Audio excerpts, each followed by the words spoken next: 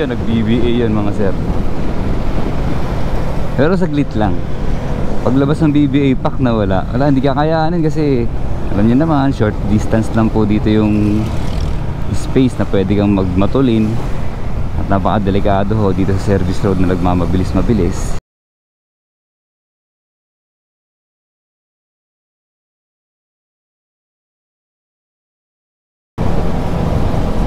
Ops! Kamusta mga bossing? Pag araw-araw ka talagang bumabiyahe, pakiramdam mo parang paulit-ulit na lang kayo nagkakasabay ng ibang motor. Dito kasi maraming pulis eh. Tapos minsan yung may mga tinga-tinga sa helmet, natatandaan mo, parang kasabay ko to kahapon, parang kasabay ko to ng isang araw. Wala, ganun talaga kapag araw-araw ang biyahe sa isang lugar. Angas pa rin talaga mga sir, no? Pag naka-raider. Ayan o, si bossing o, napakasimple o. Pula ba talaga ang mags niyan? Basta maganda. Oo, pula yata.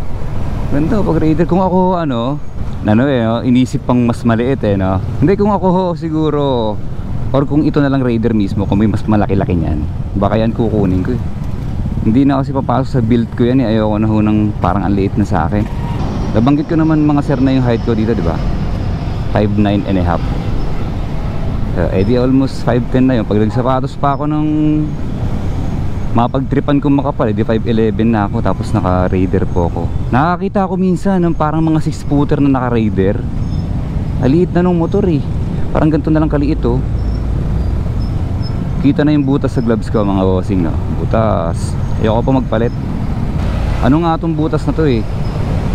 Airflow. Oh, summer na summer eh. Habang tumatakbo ko may airflow yan oh. Bukod sa mesh naman to. Yun mga bossing, yung raider. Na-drive ko na rin kasi yung raider sa tropa dati. Parang ang liit naman ito para sa akin kako. Isa rin yan sa na-consider ko sir Kaya po ako naka-sniper ngayon. Ang laki-laki ng build ng sniper noong unang tingin ko. Tapos nung ginagamit ko na parang maliit lang din naman. Nakakita rin po ako ng naka-sniper na parang 6 footer yung tao. Tapos ano pa siya, large pa yung build ng katawan niya. Ako, small ho yung build ko mapayat ako nanliit yung sniper sa kanya may nagtatanong po dito, di ba? Sir, 5'10 ka ba? 5'11? Payat ka rin, kagaya ko. Okay sa itong sniper. Pero hindi, kahit na. Kung bibigyan ako ng raider, ba't hindi? Pangarap ng lahat po yan. Gusto ko yung raider na yan, sir. Sasample ko nga yung BBA. Hindi po ako kakayain ng BBA dito sa ganitong klase lang na daan. Pero ayan na nga po mga bossing, hindi ko man mapadama sa inyo kung ano ho yung BBA, pakiramdam ho ng BBA na yan. Beta Alpha. Hindi ho yun, Victory Alpha. Talaga hong malaking bagay yan sir dito sa sniper. Kahit sa ibang motor, sa ibang Yamaha lang naman yata BBA sa performance po ng engine. Yun kasi yung mga tagpo na ibinabalansi po niya, yung power at fuel efficiency, economy, gasolina. Hindi puro lakas, birit ang ibibigay ng makina mo, hindi puro gigil.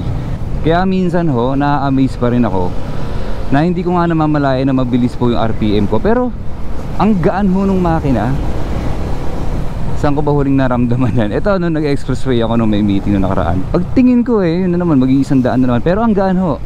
Kasi nga po mga bossing, pag nasa VVA na or 7,000 RPM dito sa ating panel, yan na ho talaga yung mga tagpo na inulit ko lang binabalansi ho niya ang lahat sa hanay ho ng kanyang operasyon.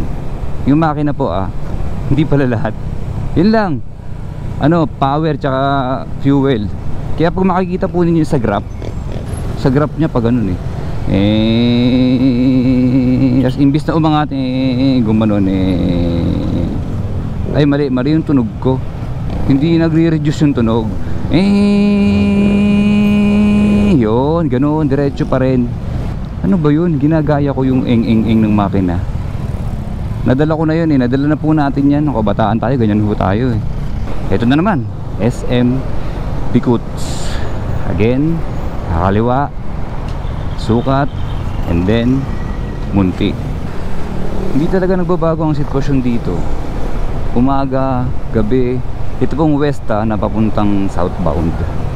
Ay, northbound. Ito. Yan, dyan magsisimula ho ang traffic. O banda dun pa. Kaya non-stop po ang ano dito, counterflow ng mga yan, counterflowing po ng kapwa natin mga motorista, rider ng motor. Tapos makakawawa na yung mga mga kotse. Kasi minsan ang haba po niyan eh. Hanggang doon, lampas pa yata sa 1 kilometro na babagal sila bago nila matawid yung Bigutan Kingdom. Kaya minsan dyan sa Kingdom of Sukat, ano rin yan eh, pukpukan din po ang traffic dyan eh. Ang kulit, nagkaroon ng Kingdom dito sa service road eh, no? Doon banda wala na sa Nichols. Hindi na yata Kingdom yung Nichols. Siguro Kingdom pa rin yun. Dulo na po yun eh. O ayan mga sir, ano naman po no, sa isip natin, sa isip siguro ng iba, ano naman kung may BBA yung motor mo, ano naman pakialam ko dyan. Ano kasi yan sir, alam nyo po, sa taas ho ng mga bagay sa pangkalahatan sa mundo, sa taas ho ng mga presyo, sa kamahalan ho ng lahat ng kung ano man sa buong mundo, kung may magagawa ako, kung meron akong magagawang paraan para sa sarili ko makatipid, gagawin ko. Gagawin ko. Nagkataon lang na itong motor, sobrang bonus na lang yun. Hindi naman ho ako nagtitingin ng mga specs masyado ng time na yun eh. Basta sniper. Nagkataon may BBA ito, di nakakasave ako. At napapatunayan ko rin yan sa araw-araw kong ginagawa mga sir. Kagaya ngayon, full tank pa rin ako. 3 taon na yatang full tank to. Ano ba, hindi ba magbabawas to? Hindi bossing, ganun po talaga.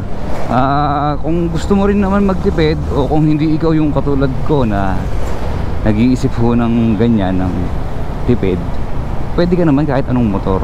Tsaka matitipid ho ang mga motor ngayon. Wala hong motor ngayon na sobrang lakas sa gasolina. Merong malakas pero hindi sobrang lakas. Yan pong Aerox tsaka NMAX. Nasasabi kasi ng mga tropa ko, nakakasabay ko rin naman sila, malakas po talaga sa gasolina. Nung nag-ride nga kami ng Kabyang, di ba mga bossing, nakadalawang pagas sila, ako isa lang. Nakikita ko lang at napatunayan naman na may katipiran talaga po itong manual. Pero yung Honda Beat tsaka Honda Click tsaka mga Yamaha Mio, ang titipid din yan, alam ko eh. Inaabot din yan ng mga 5 taon full tank, hindi sila nagpapagasolina. Matitipid din ho yung mga ganyan kasi mga small CCs. Pero pag nang 150 na sa mga scooters, tingin ko mas malakas po yun kumpara dito. Hindi naman talaga ganun ka laking issue na isipin na mas patipid ho, sobrang tipid ho ang maibibigay sa inyo na nakamanual. Pero may tipid talaga.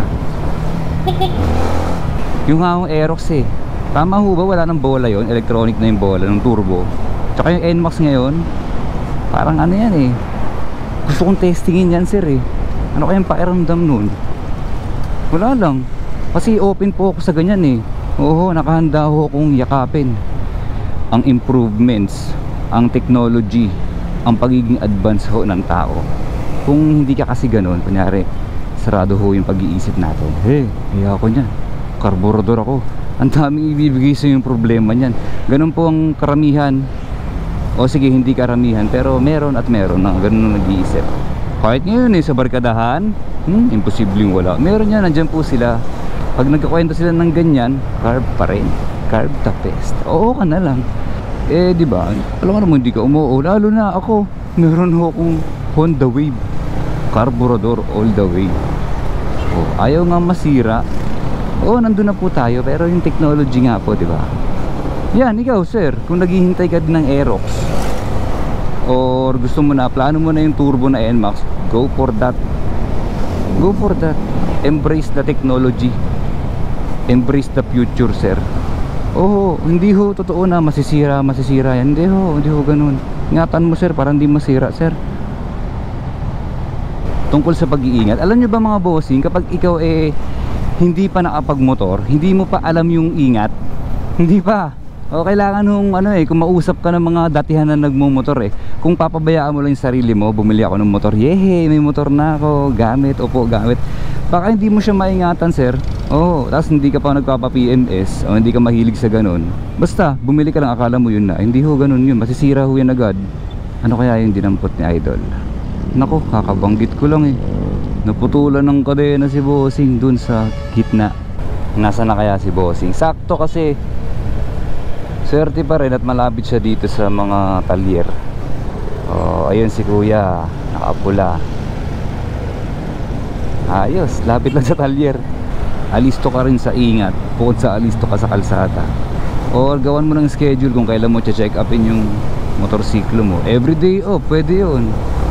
Kalkalin mo yung motor mo, tignan mo kung anong pwede mong i-check up dyan. O kaya tingin ka rin sa manual, sir.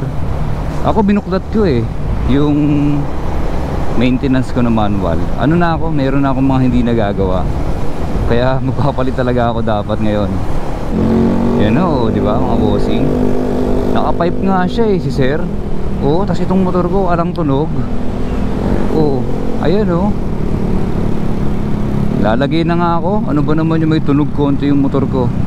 Saglit, nasa likod ko pala si Idol Davidson Inson. Sa likod. Uunahin ko siya. Uunahin ko siya para susundan ko siya.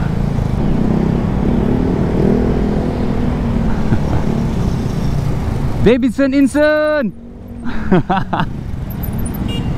Yan, sabay tayo, sabay tayo. Tropa natin yan. Angas. Pag nakakuha po ako ng ganyang motor eh, ano yan, ang body position ko mag-iiba.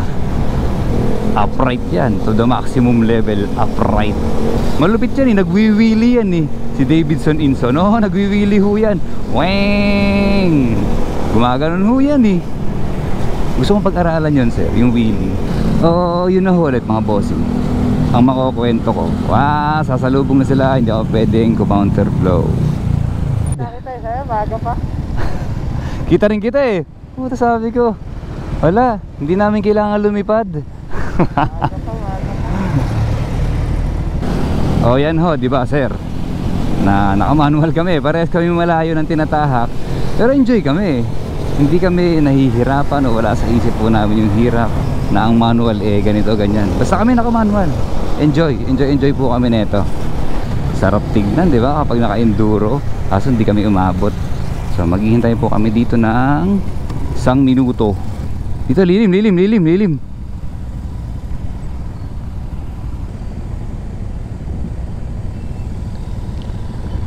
Forma.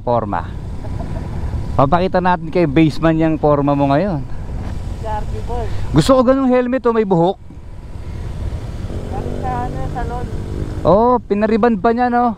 Kaya ang ganda ng hawi eh oh. Nasaan na si Davidson Inson? Ayun, naabot na ako mga bossing. Paunahin ko ulit siya. Una ulit siya, di ba? Kami na-under dyan. Green na yan eh. Papakita ko sa inyo kung paano bumangking to si Davidson Inson. Third gear, banking. Nagbayar ka. Oh, ang galing ho. Counter steering ho yun. Hindi lang ho lata kasi binigyan niya lang ng ano eh, ng 5% yung performance eh. Pagsabay kami nito pa uwi ni Davidson Inson, gumagamit ho yan ng ano eh, 20% ng enerhiya sa service road. Yun lang ho mga bossing. O paano, hanggang dito na lang muna. Salamat.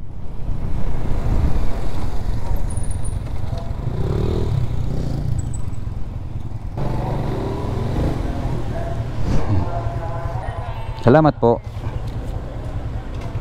sir. Mas masarap pag ganyan eh, no? Naka-ready na. Oh.